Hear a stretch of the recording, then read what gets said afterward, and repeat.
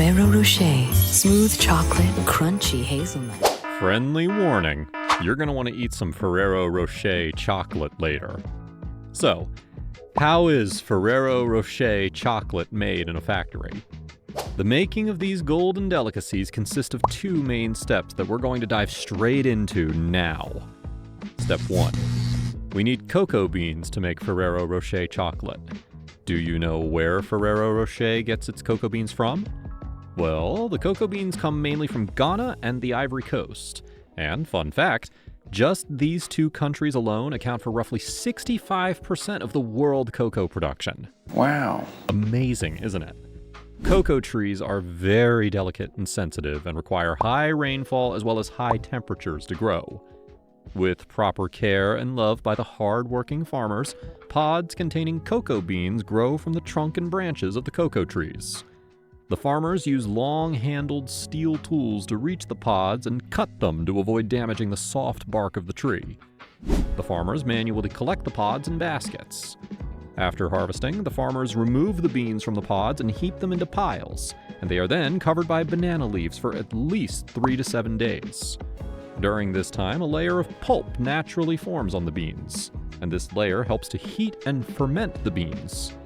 This ensures optimum cocoa quality, and thus the best cocoa taste to delight your taste buds. Not only this, but the beans have to be dried in the sun for several days before they can be packed into sacks, and, the most awaited part, sent to warehouses and ultimately to the factory. Step 2.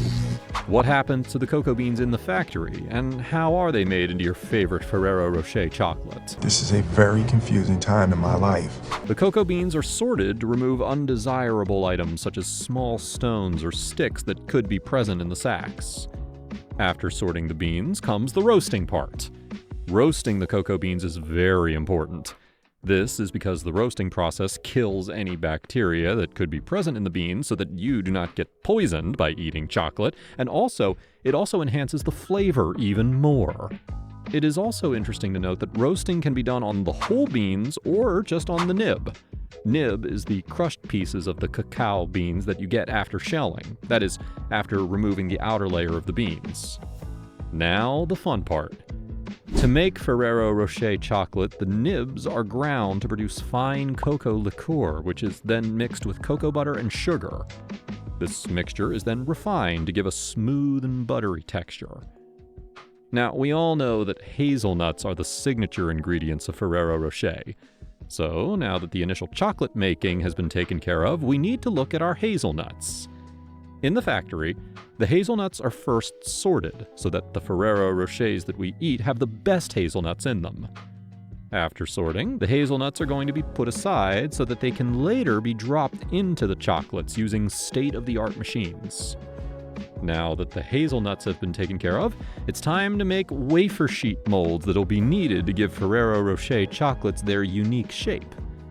Thousands of these wafer sheet molds hitch onto a large steel conveyor belt straight into a gas oven.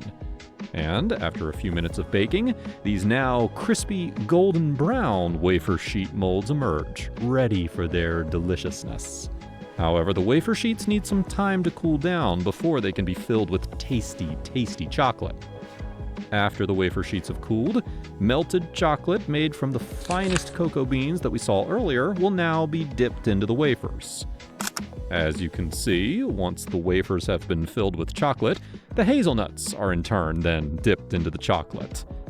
To get the Ferrero Rocher chocolate round ball shape, 2 wafer sheets are clamped together. And this now will be sent for cutting, so that we only get the round, chocolatey balls that you love so much. But we're not done yet. No. Once we get the round wafer balls, they are further bathed in melted chocolate as they cruise along the conveyor belt. And then, our little spheres of joy are mixed with crushed pieces of hazelnuts to get what we all know as Ferrero Rocher chocolate. It's a pretty sight, yeah? After a final chocolate coating, the Ferrero Rocher chocolates enter a cooling tunnel. This important step allows the chocolate to set properly, ensuring a perfect snap when you bite it. This cooling process is carefully controlled, with temperatures and timing precisely calibrated to achieve the ideal texture. As the chocolates emerge from the tunnel, they're not just delicious, They're also structurally sound, ready to withstand the rigors of packing and transportation while maintaining their distinctive shape and layers. This attention to detail in the cooling process is another example of the craftsmanship that goes into every Ferrero Rocher. Next, these delicious Ferrero Rocher chocolate balls are whisked away to a high-speed machine that wraps them in that signature gold foil that you are so familiar with. It's like watching thousands of tiny golden presents being wrapped in seconds. You will also be pleased to know that before the Ferrero Rocher chocolates are sent out of the factory, quality checks are performed to ensure that faithful customers get the best Ferrero chocolate. Come to think of it, personally, I have never eaten a bad Ferrero Rocher before. Have you? Well, it's time for me to go munch on one of these now. So until next time, take care.